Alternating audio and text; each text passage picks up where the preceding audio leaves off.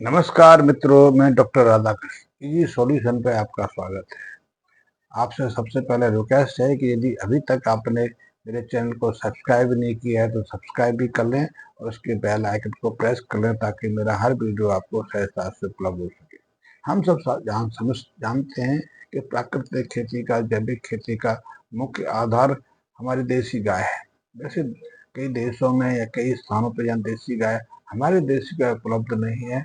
दूसरे पशुओं के गोबर, उनके मूत्र से भी प्राकृतिक खेती होती है, लेकिन प्राकृतिक खेती में कुछ ना कुछ कमी रह जाती है। कि संबंध में मैं आपको इस विषय पर चर्चा नहीं करूंगा।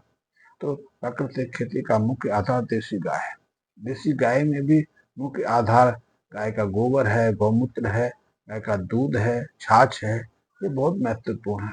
और गाय का जो शरीर, मृत शरीर है, वो भी प्राकृतिक खेती का मूल आधार रहा है।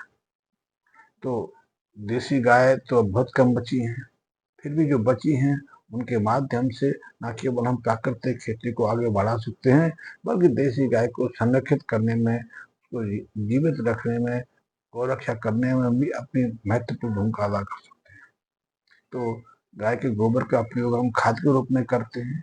खाद बनने में, गाय के गोबर से खाद बनाने में काफी समय लगता है, लेकिन आज गाय को जो हम चारा दे रहे हैं, तो गाय को प्राकृतिक चारा तो मिलता नहीं, गाय अपनी रुचि के हिसाब से खाती है।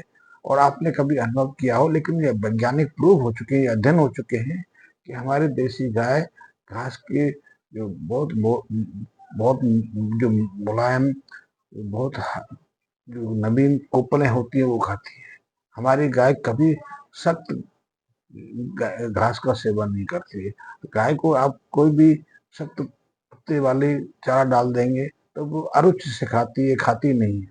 लेकिन आप कोमल पत्तियों वाली कोई भी चारा डालेंगे, उसको सहजता से खा लेती है। इसलिए बसरीन का सेवन गाय बहुत सहजता से करती है। लेकिन दूसरी जैसे चरी डालेंगे, तो चरी को वो सहजता से नहीं खाती है, खाती है तो चरी को आप काट के डालेंगे, कुटाई करके डालेंगे तो खा लेगी। तो एक विशेषता है। वैसे ऐसे प्रयोग और भी हुए हैं, ऐसे प्रयोग हुए हैं, कई देशों में ऐसे प्रयोग हुए हैं। किसी चारागाह में आप गाय को छोड़ दीजिए, तो गाय जो है, जो चारागाह में घास लगी है, उसकी कोमल कोपल कोपल जो पत्तियां होती हैं घास को, वही चरती है। कभी घास को नष्ट नहीं करती, उखाड़ती नहीं। इसलिए गाय के एक बार चराव के बाद वहाँ हरियाली सी बहुत तेजी से लौट आती है। लेकिन उसी जो चारागाह है उसमें आप दूसरे पशुओं को छोड़ दीजिए, भैंस को छोड़ दीजिए, घोड़े को छोड़ दीजिए, गधे को छोड़ दीजिए और दूसरे पशुओं को छोड़ दीजिए, तो आप देखेंगे कि वो इतनी गहराई से उन घास को खाते हैं, उखाड़ उखाड़ के जड़ों सहित खा जाती हैं कि वहाँ कुछ समय के बाद सूखा सा नजर आने लगता है, घास का जो विकास है रुक जाता है। ये प्रयोग करके देखे गए हैं।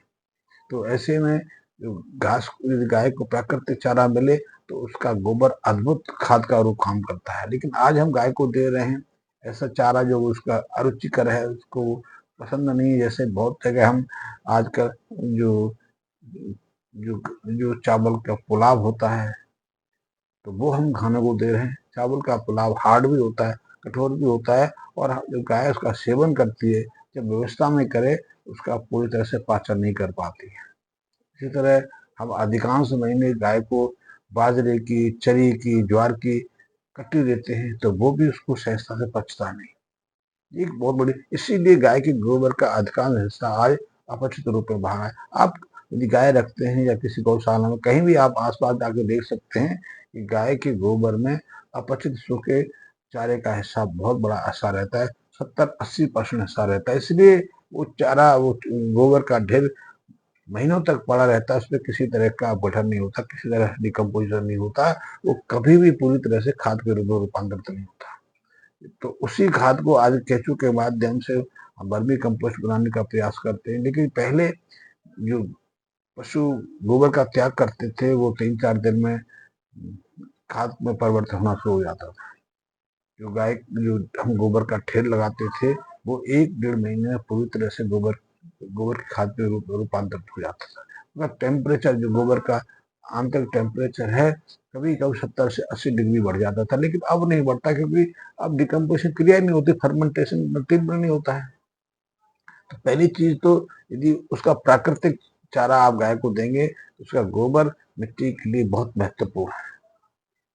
दूसरा, गाय अपनी रुचि के हिसाब से विशेष जड़ी बूटियों का सेवन करती है, मौसम के अनुसार उनको चुनती है। अब वो उसका आधार समाप्त हो गया, क्योंकि अब तो गाय 24 घंटे खूंटे बंधी रहती है।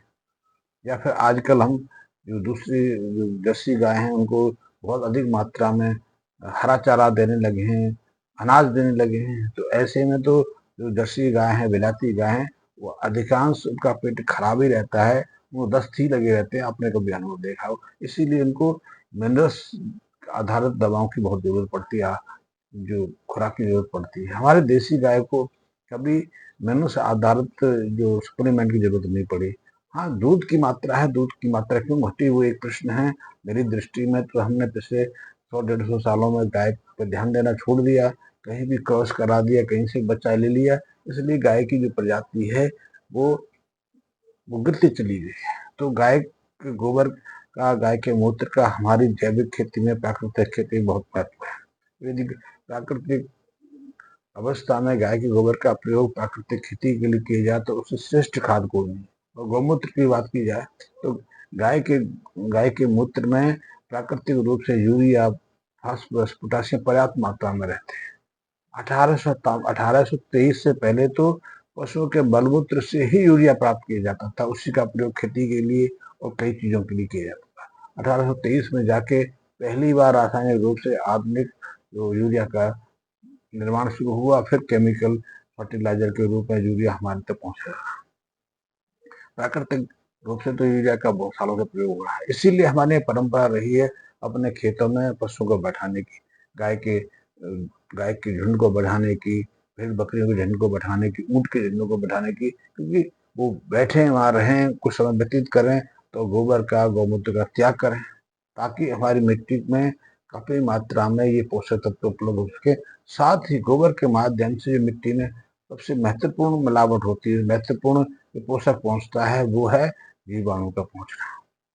जीवाणु के साथ में गोबर में बहुत सारे ऐसे रसायन भी रहते हैं, दिव्य रसायन भी रहते हैं, जो प्राकृतिक रूप से मिट्टी में जो जीवाणु रहते हैं, जो सूक्ष्म जीव रहते हैं, उनकी जीवंतता को बढ़ा देते हैं, उनकी सक्रियता में वृद्धि कर देते हैं, और ये बहुत महत्वपूर्ण है।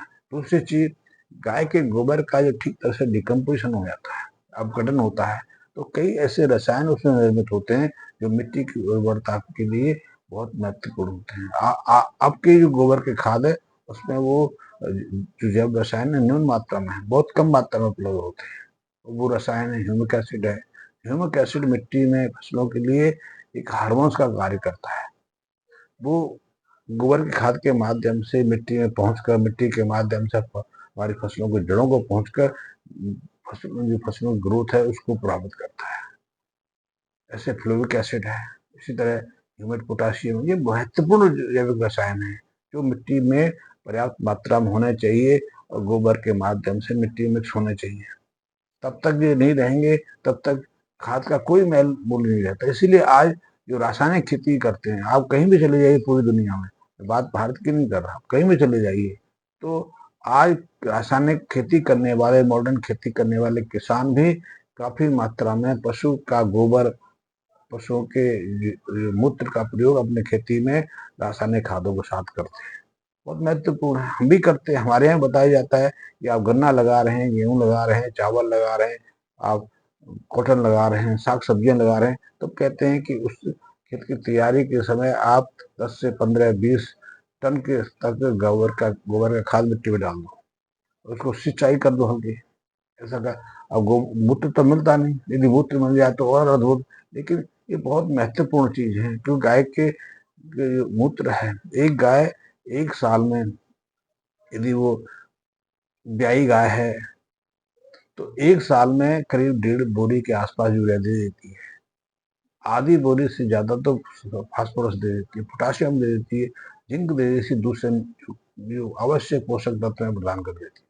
यदि हमारी बूढ़ी गाय की बात की जाए, नंदी की बात की जाए, तो एक नंदी, एक बूढ़ी गाय, तो 3 से 3.5 बोरी के बराबर यूरिया हमारे हमारे खेतों में अपने मूत्र के माध्यम से पहुंचा देती है। यदि बात गोबर के साथ की जाए तो इसकी मात्रा में कितनी वृद्धि हो सकती है आप अंदाजा लगा सकते हो। तो ऐसे में आप प्राकृतिक खेती करते हैं तो प्राकृतिक खेती का मुख्य आधार हमारी देसी गाय है।